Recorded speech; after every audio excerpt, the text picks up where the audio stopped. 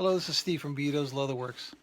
I want to show you guys what I'm going to be working on next. It's a pair of Alden shoes. These are shell cordovan. Shell cordovan is horsehide, and this is whiskey color, which is pretty rare.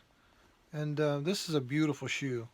It's barely been worn. You see the heels are still not that much scuffed, just a little bit. Probably wore a couple times. But look what the doggy did.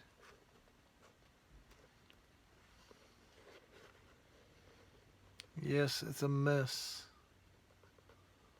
Not just one shoe. He chewed up the other one too.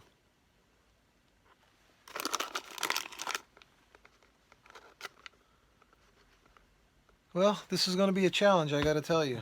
I mean, it can be done. It's just going to require some time and thinking it through before we start tearing it apart.